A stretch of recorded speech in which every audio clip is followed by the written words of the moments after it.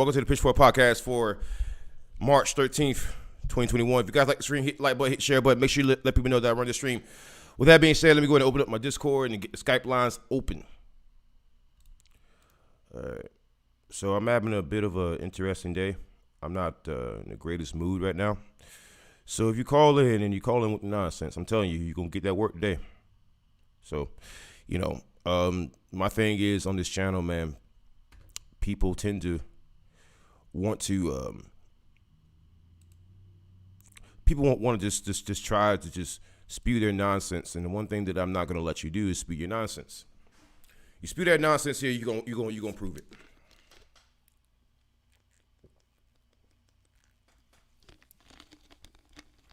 If you spew that nonsense here, you're going to have to prove it. So, with that being said, guys, I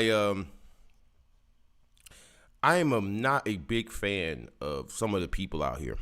Some people out here who wants to watch my content. Some people out there in the audience, I love you to death, right? I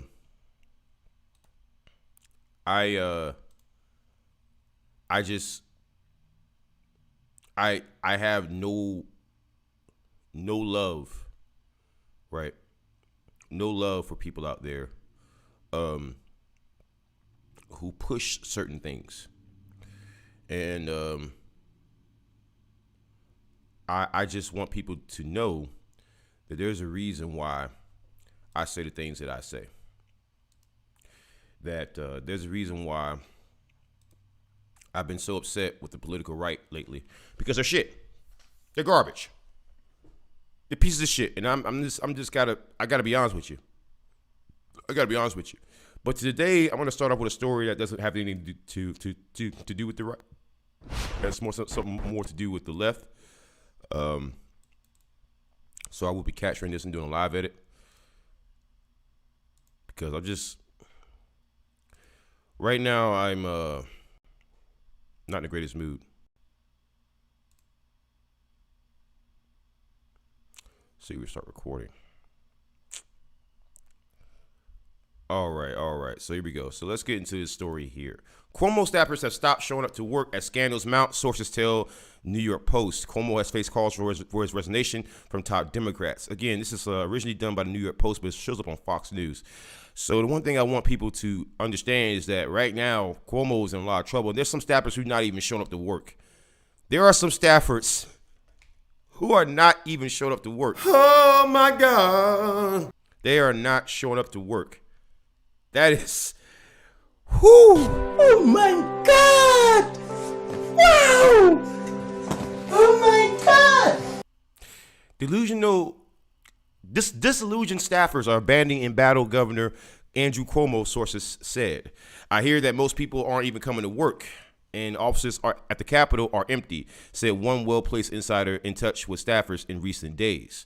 So it is very interesting because, again, many staffers don't want to be tied up in any of this, because if Cuomo can barely survive this, some low-level staffer is definitely not going to survive this. They don't want any parts of this. They don't want to lose their job. They don't want to be stuck with this freaking controversy forever. He'll fight and fight and fight, but the staffers I've talked to are already to hang him up, are already ready for him to hang up the gloves. Everyone feels like there is an inevitable conclusion. I mean, at some point, will Biden call on him to step down? They, staffers, just want this torture to stop. Rebellion in the ranks deepened as Cuomo on Friday defiantly refuses to step aside and blame cancel culture for his downfall. Wow. So he's blaming the same cancel culture that he caused. Enough from the clown. Oh, my God. Shut the fuck up, you goddamn clown.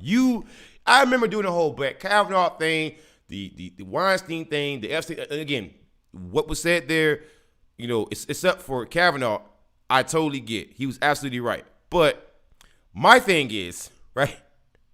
My thing is that if you push this for years, if you sat there and pushed those standards for other people, you should live by the exact same standards, sir. You sat there and pushed these standards for other people, you should live by the exact same standards, sir. I feel a level of rage towards this fake tough guy, see the NXA.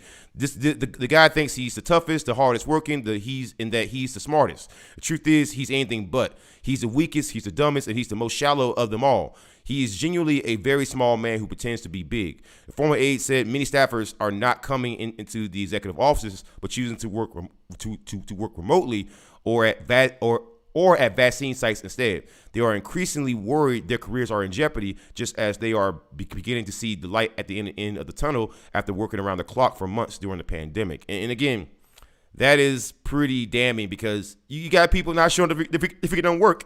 They don't want to be caught up in any of this shit. You got people not showing up to freaking work, yo. You got people not showing up to work because they are that scared of this freaking controversy. You got people, I'm going to say it for you one more time. There are aides who refuse to show up physically to work. They rather work remotely. And they weren't working remotely. I assume that some of them was, but again, this report, I've seen it all over the place. All over the place. And I think Andrew Cuomo should step down. I think he should have stepped down months ago. When I first said it like 5 months ago, he should have been stepped down. But Andrew Cuomo, he's being freaking stubborn. He will not step down. And I just don't understand what is his end game.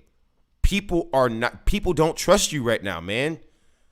You have a COVID nursing home scandal. You have several women who have come out against you. You got a Democrat assemblyman, a person of color, who said that you threatened them, and now you got all these people, who are coming out saying that that you've also threatened them, that you behave like a New York gangster. Dude, it's time to go. Like there's no salvaging your career at this point.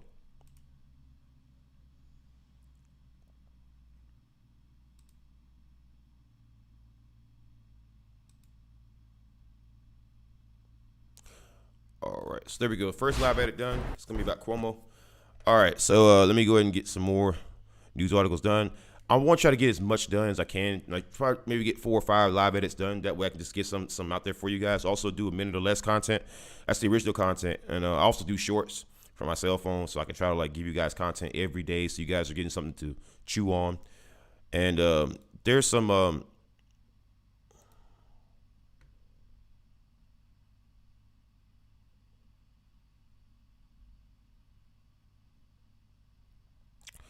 There's a bit of a article here that you should know about. Italy prepares for an Easter lockdown as COVID-19 cases of COVID-19 grow exponentially. So again, I want to go ahead and show you that article. It's from CNN.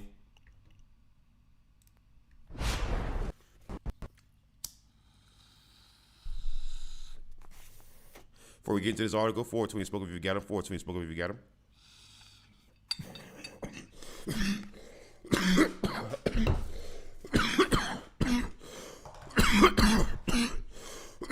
All right.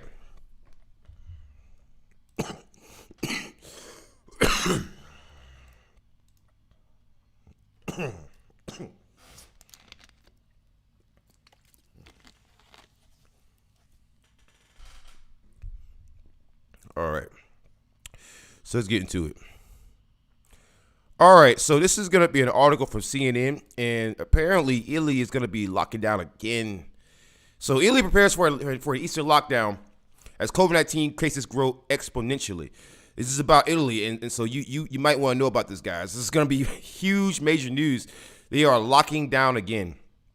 Italy is facing another lockdown as the government attempts to contain a recent surge of coronavirus cases marred by the presence of new variants. Half of Italy's 20 regions, which include the cities Rome, Milan, and Venice, will be entering new coronavirus restrictions from Monday, March 15th. The measures will be effective through April 6th, according to a decree passed by Italian Prime Minister Mario Draghi on Friday. So again, they're entering a lockdown again. When the coronavirus, when freaking COVID-19 first hit Italy, it was rough, man. Italy lost a lot of people. So you got to understand, they don't want to take another chance with that. They have new variants out there that are spreading faster, And we are not 100% sure that these vaccines are effective against these variants. And even then, these vaccines are just annual. They don't give you protection forever. They simply don't.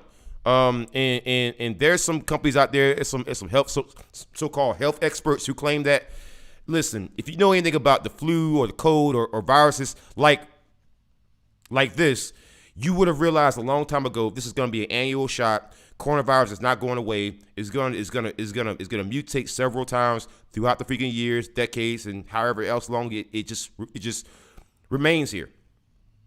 We are stuck with this. This is the new reality. Now, I'm not sure if we're going to be walking around with masks and lockdowns, but coronavirus is here to stay. In regions demarcated as red zones, people will be unable to leave their houses except for work or health reasons, with all non-essential shops closed. In orange zones, people will also be banned from leaving their town and their region, except for work or health reasons. And bars, restaurants will only be allowed to do delivery and takeaway service.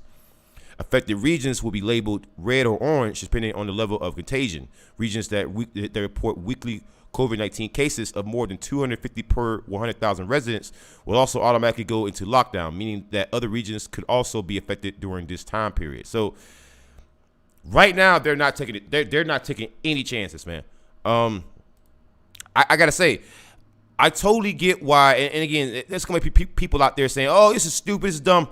Italy lost a lot of people. Again, I want you guys to see this. I want to see what is Italy's death toll. COVID-19. Let's just see what was the death toll. What was the overall death toll? They had 102,000 deaths. Wow, with 3.18 million cases. You have more than 102,000 deaths in a country like Italy in just a year's time, from one source. Yeah, that's when you add that on top of the other things that normally kill people, you can see the problem here. The health ministry said that the aim of the measures is to get the R rate, the number of people that one infected person will pass the virus onto, down to 1. Additionally, over Easter weekend, the entire country will be considered a red zone. It will be subject to a national lockdown from April 3rd to the 5th. So that is, I know a lot of people are going to be very upset by this, but you got to understand the position that they're in, man. I mean, you got that many deaths and you got these new variants popping up, man. It spooks people. It spooks people. And I totally get the reason why they're not taking chances. I don't blame them. I would do the exact same thing. The Italian prime minister said the coronavirus measures are necessary because we are unfortunately facing a new wave of infections 1 year after the start of the pandemic. The country's R rate is now 1.6, with coronavirus variants increasing the spread of the virus, according to the health ministry. The variant B.1.1.7, which was first identified in the UK, is also now prevalent in the country, according to the health ministry, who also said that they are worried about the presence of small clusters of the Brazilian variant. The UK variant was originally found to be more easily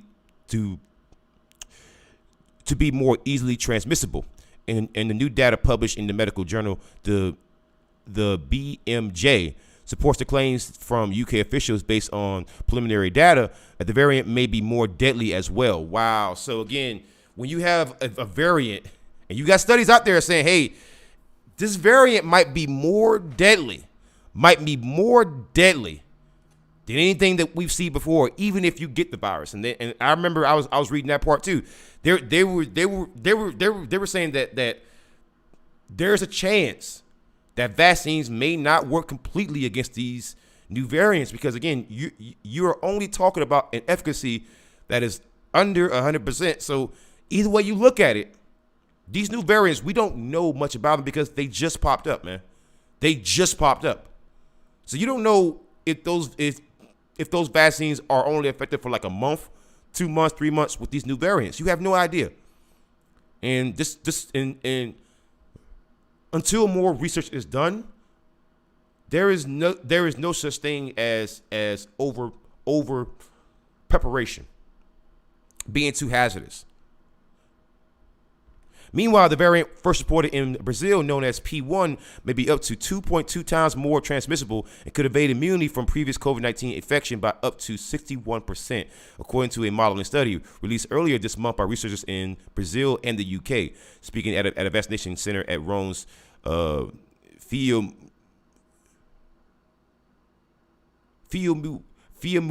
I want to say, airport on Friday. The prime minister said he understands the toll that the lockdowns take on society, but the upcoming measures were a necessary step to ensure the situation didn't further get worse. And I get it. I totally get the reason why he's doing this. And I know people on the right are going to be are going to be upset. How could you shut down the country?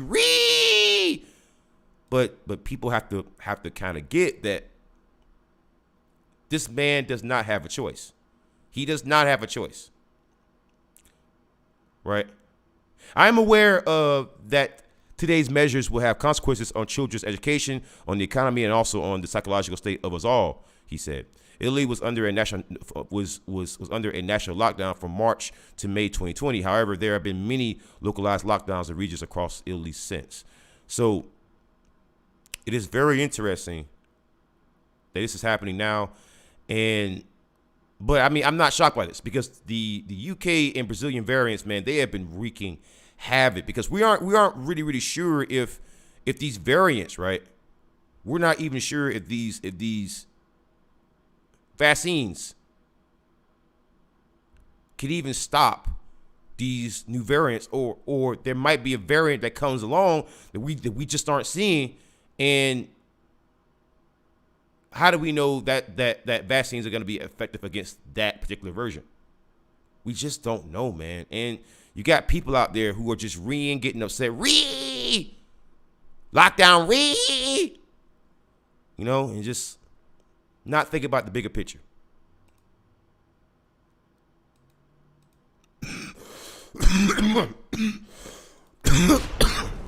All right, so I got that recording done. That's good. All right, before I started coughing there. This is great. So I got that one done. That's going to be another one that I'm going to knock out there. So I just got to sit there and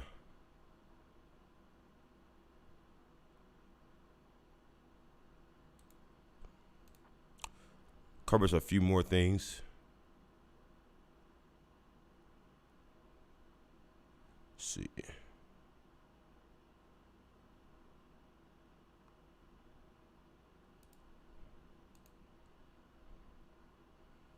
There we go. All right, so we got a few things here. All right. So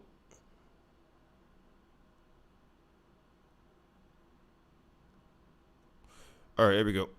So we got a few more stories. A few stories that I think are going to be important to my American audience and also the audience across the world. There's a few storms that are coming.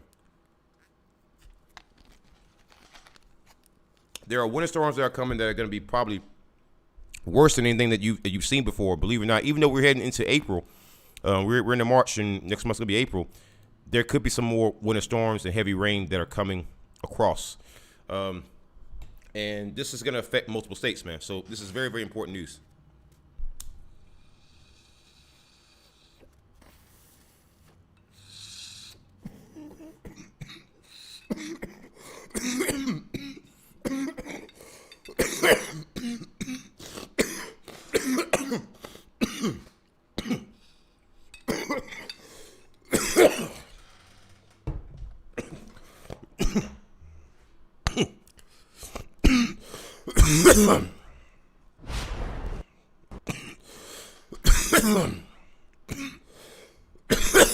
All right.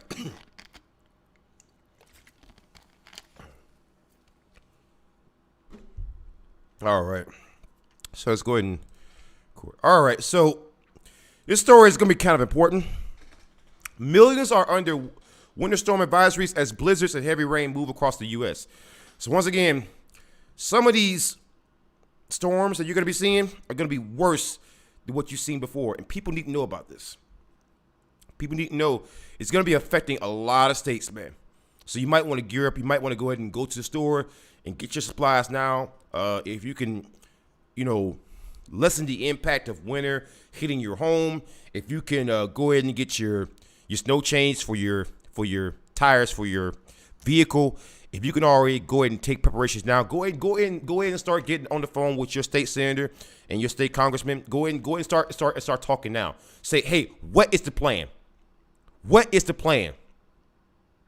Much of the country is geared up for a severe weather this weekend as late season winter storms intensify. A slow moving system could produce the biggest snowfall in decades for the eastern Rockies and western plains before it moves east. The Storm Prediction Center has issued a level 3 out of 5 severe weather threat. So that is a big deal. I mean, 3 out of 5 may not seem that big, but once again, 3 out of 5, that is pretty chaotic. Now 5 is like all out mayhem. But 3 out of 5 is not great either. So again, if you look at this particular map here, you can see the problems, man. You got a lot of states that's gonna affect. Parts of Colorado could get up to 4 feet of snow. So that could be a really, really big problem. 4 feet of snow. Jeez, man, like that's a lot of snow.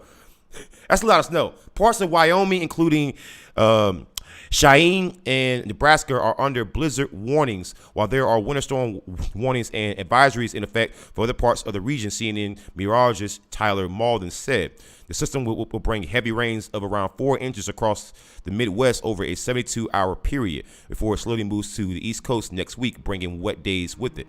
And once it tapers off in the regions impacted by snow Monday, another system is poised to take its place and continue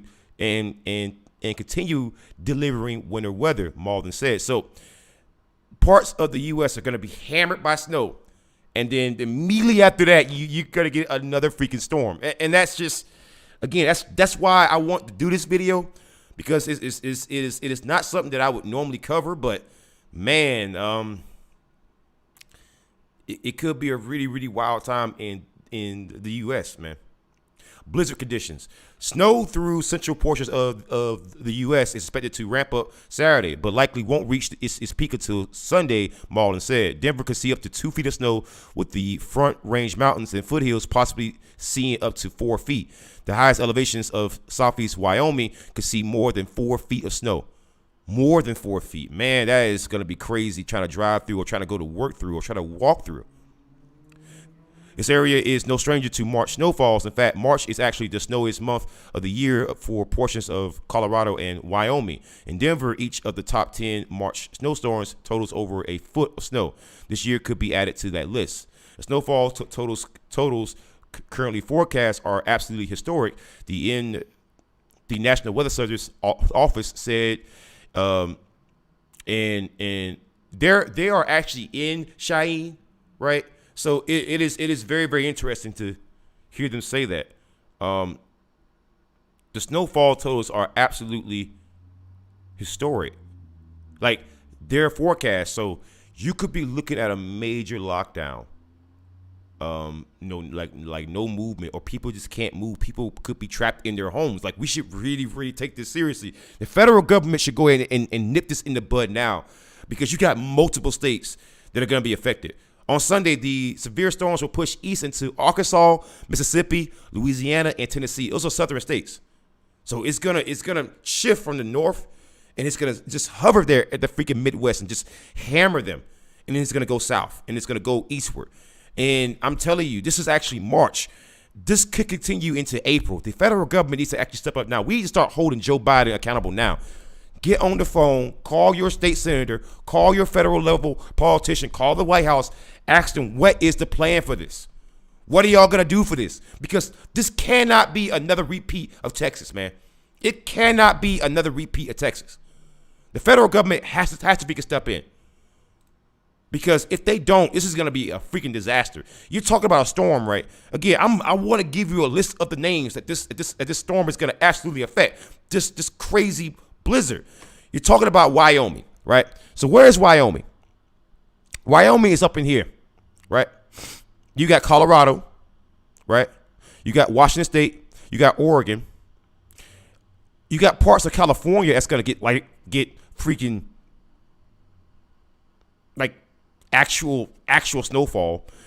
Nevada, again, all this area here is gonna get hammered.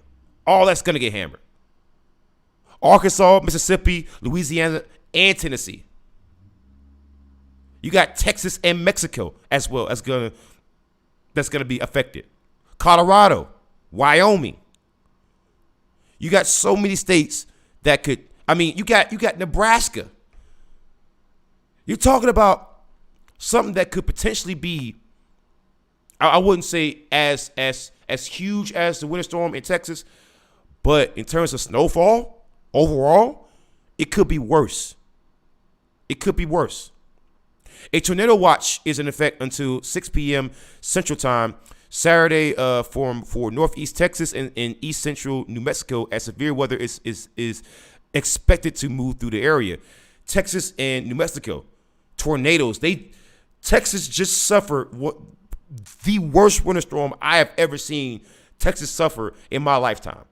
And now they have tornadoes. The federal government cannot drag their feet right now. The federal government cannot drag their feet right now. They can't just pretend like this is not a freaking problem. If they don't do anything, if they just drag their feet and don't go ahead and provide funding now, or provide emergency services now, or start doing declarations now, a lot of people could be affected, hurt, and or killed, just like we saw in Texas. Because many of these freaking states are not prepared for winter. Texas showed us that.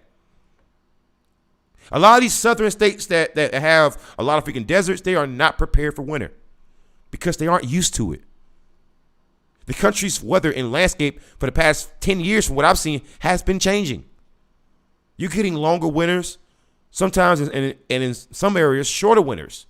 You're getting weird, unusual weather that I haven't seen before in my lifetime until the past decade.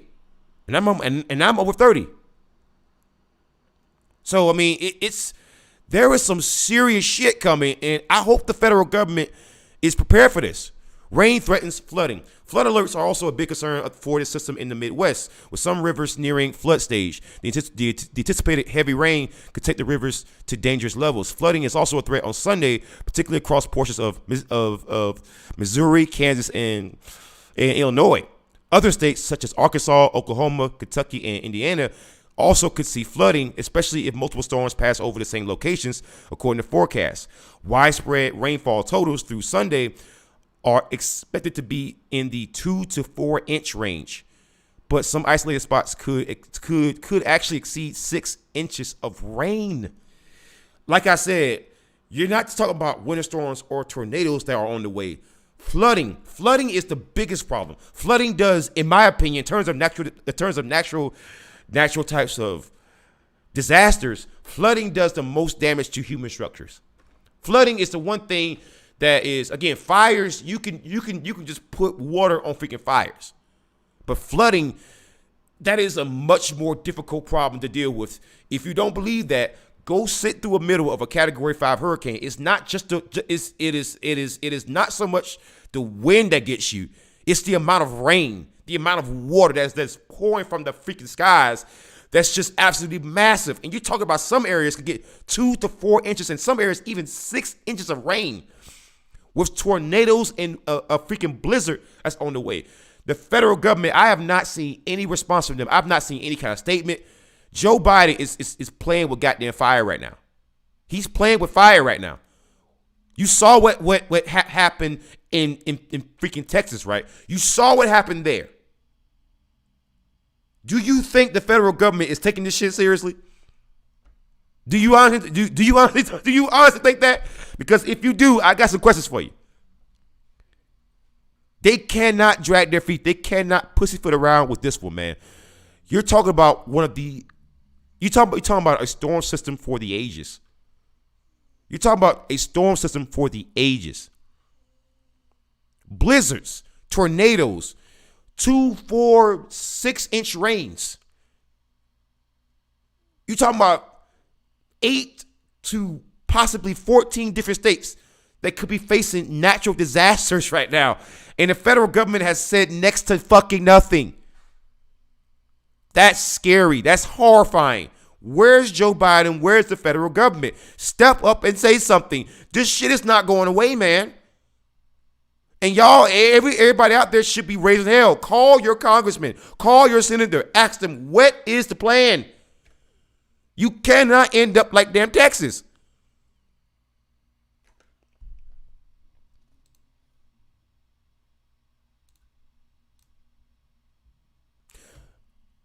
All right, DN Cos Chaos, welcome to the chat, sir. I salute you. All right, oh boy, more global warming. Yeah, it is crazy, man. Like, the federal government ain't doing shit, man. And that's scary, bro. Like, listen, did you hear that shit? You got tornadoes, blizzards, snowstorms. You got heavy flooding coming. Yo, this is a storm system for the goddamn ages, man. You could be seeing some massive shit coming. So if we know that's coming, we need to be preparing for that shit now, man. We don't need to be dragging our damn feet. This shit is scary, man. I'm horrified for those people in the freaking states. All right.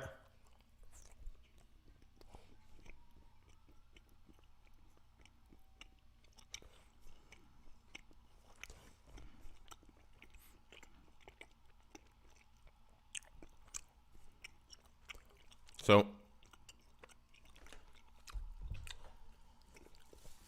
we're going to do a George Floyd story about the settlement that his family got. Before I get into that, though.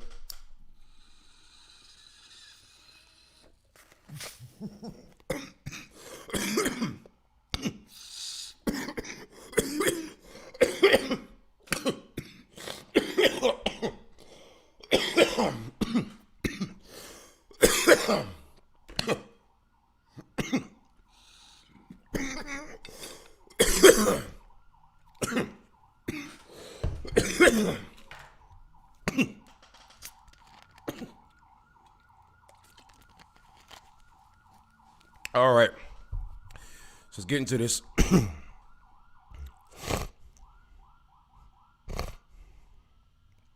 There's some police outside. They want them make noise. By the way, 420 smoking if you got him. 420 smoking if you got him. It's a pro-liberty channel, so I believe in smoking weed and carrying guns and doing all the other stuff that people find to be horrible. So let me go ahead and get to this piece here.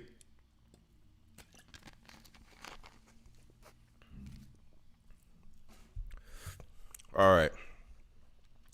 So, Minneapolis will pay George Floyd's estate $27 million after city council votes to settle a lawsuit with family. And it's going to be a doozy. But they decided to settle with them for $27 million, based on what happened with the George Floyd case.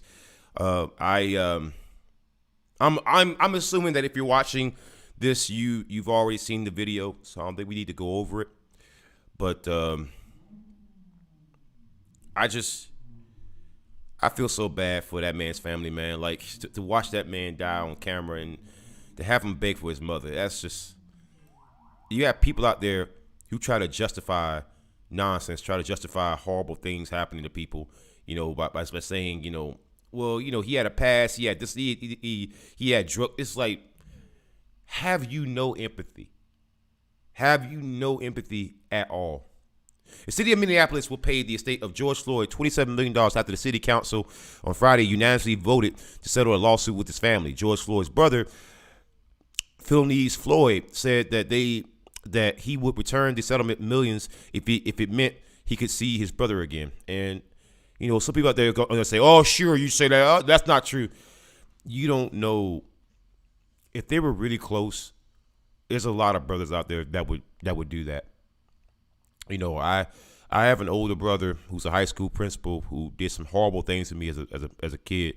I wish that he would die, but I have a middle brother named Quincy.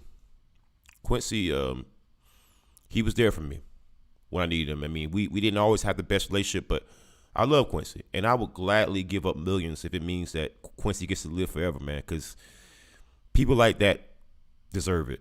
People that have been through a lot but are still here, they deserve that.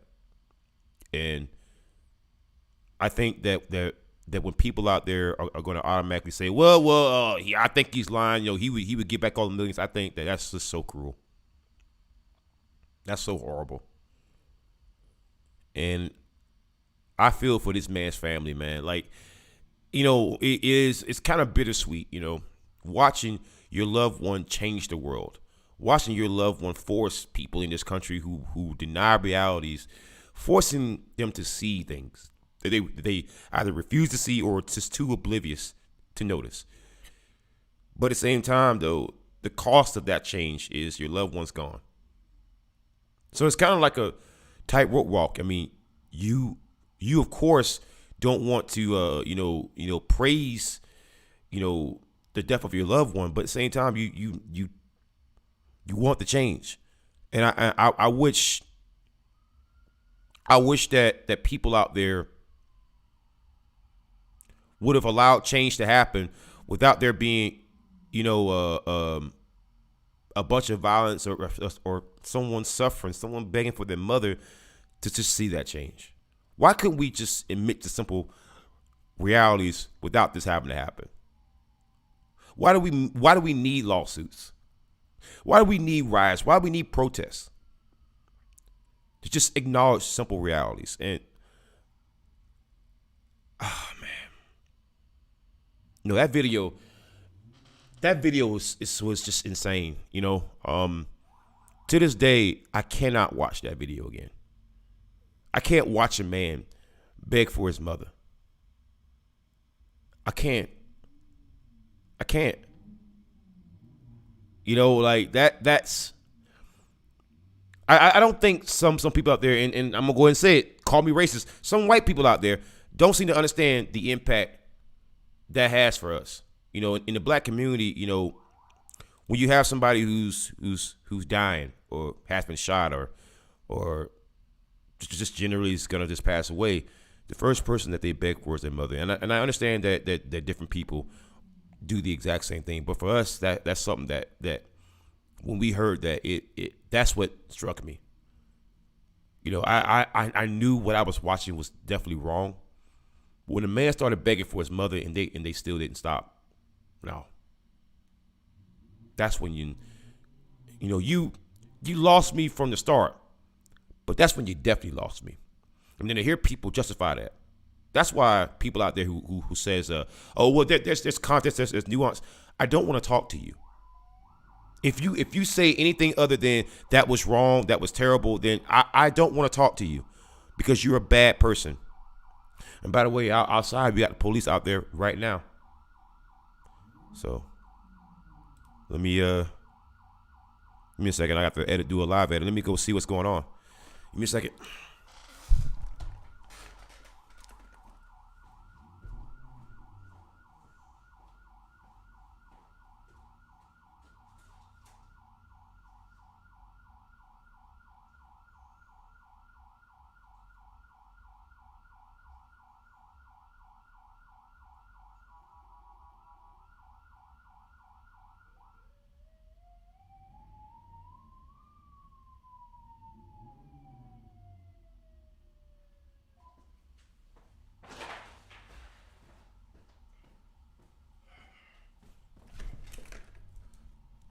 Yeah, it's some kind of festival they got going out.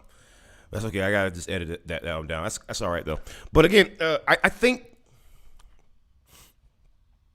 the state of Minnesota for getting the settlement taken care of. He said, but even though my brother is not here, he's here with me in my heart because if I can get him back, I will give all of this back. I know that he's with us. And he's standing up right now knowing that we have the opportunity to be able to fund low-income African-American communities. Wow. So that's what they're going to do with the money. I love it. I love it. Let's take that money and let's try to help people. That's the one thing about the Floyd family. They've been doing that.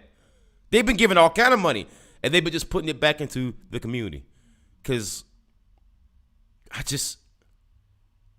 when you listen to these people talk, they're not greedy or bad people. You know, it's just, I'm so happy that these people are thinking about the bigger picture. Floyd took a moment at a news conference where he was joined by family members, his legal team, and Mayor Jacob Frey to thank the protesters who support the family, especially during the height of the pandemic this past summer. He also called for peace. So one thing that the world needs to know, America, we need to heal. This nation needs healing. Our family needs healing, the emotional Floyd said. The police killed his brother, and he's still saying, let's be peaceful. The world needs healing. That's how you know these are good people. You know, I mean, I don't know if I could say that. You kill a brother that I actually like. You kill a brother that I actually like. I'm going to have an issue with it. I'm going to raise some hell. I'm going to say something about it. And I'm probably not going to be calling for peace. You know, I'm probably not going to be calling for peaceful exchanges. You know, I'm probably not going to be saying, hey, you know, I'm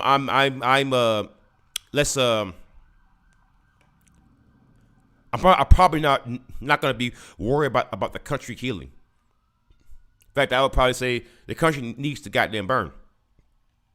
And I'm glad that someone like George Floyd's brother is up there and not me.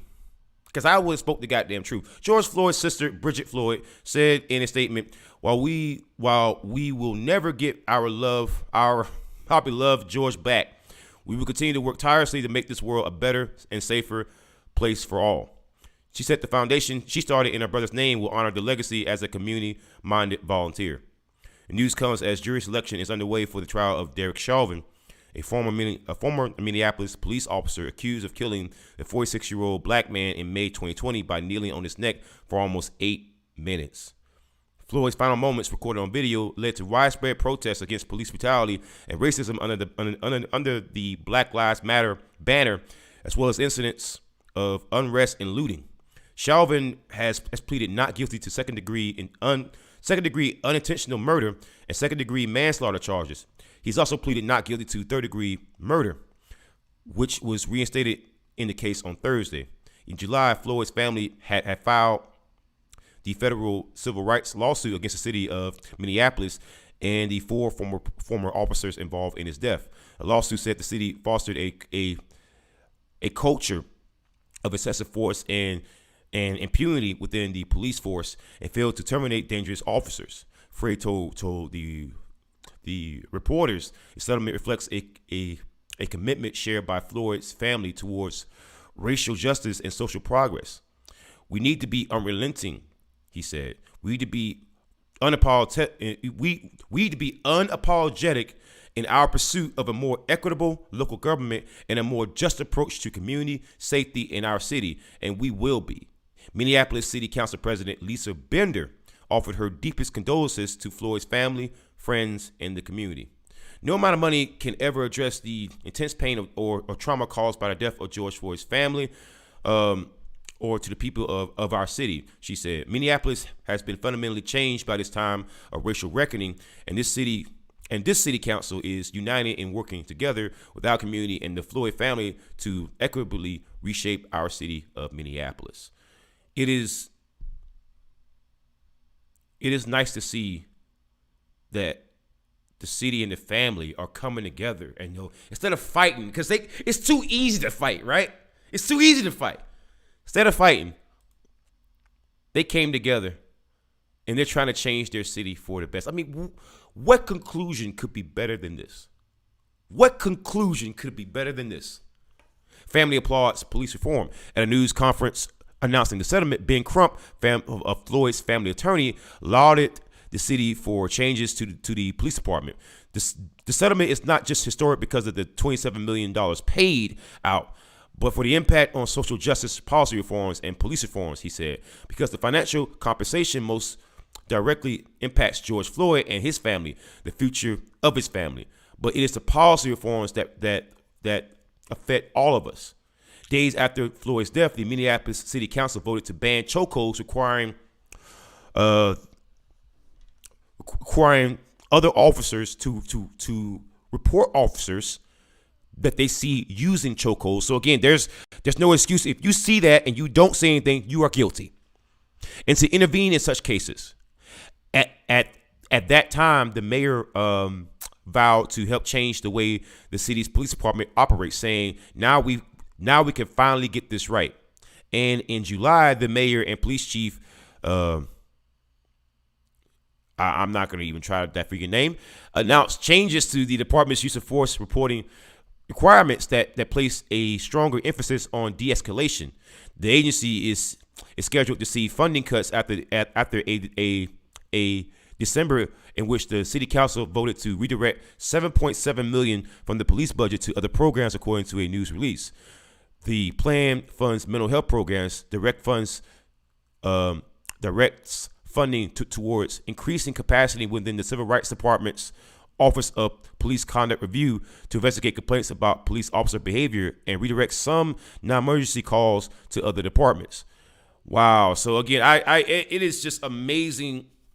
It's sad that he had to die for us to see all this, but we're seeing changes that how could you not agree with the changes, right? You're talking about banning chokeholds. Do you think officers should be using chokeholds? No. Do you think that if an officer chokes someone when it's against the law and they see it and they say nothing, should that officer face some kind of punishment? Of course they should. Right? And they put an emphasis on de-escalation. Who is against that? Who is against de-escalating? I remember I saw a bunch of right-wing shitheads. Fuck you people. If you're a Republican on a fucking right, fuck you. I saw them sitting there arguing against it. Unbelievable. Unbelievable. Who argues against this? You have a freaking department, a civil rights department that investigates police conducts and redirecting non-emergency calls to other departments. Non-emergency, meaning there's no fucking emergency. There's no reason for a man with a gun to fucking show up. Who is against this? Mental health programs. Who is against mental health programs? Wow. Another police shooting resulted in a large settlement. In 2019, the city announced a $20 million settlement following the death of Justine Ruziak 2 years earlier. Ruziak, 40, had called 911 to report a possible assault in the alley behind her home. She was shot by former Minneapolis police officer Mohammed Noor, who was reporting to her call with his partner.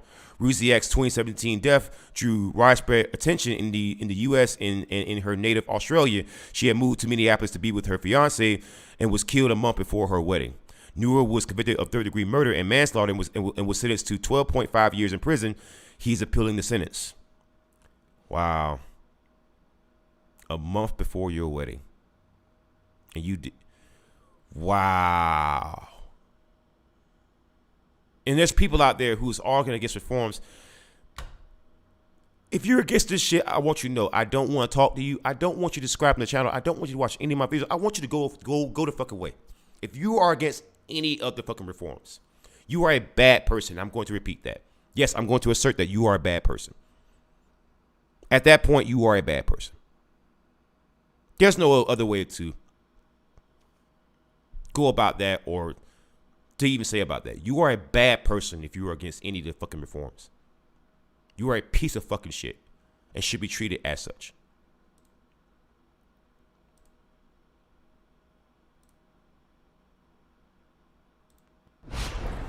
All right, guys, that's gonna be it for the Pitchfork podcast. Thank you guys for watching. If you guys like the stream, hit the like button, hit the share button. Until next time, guys. Horns up, peace out, good night, and good luck.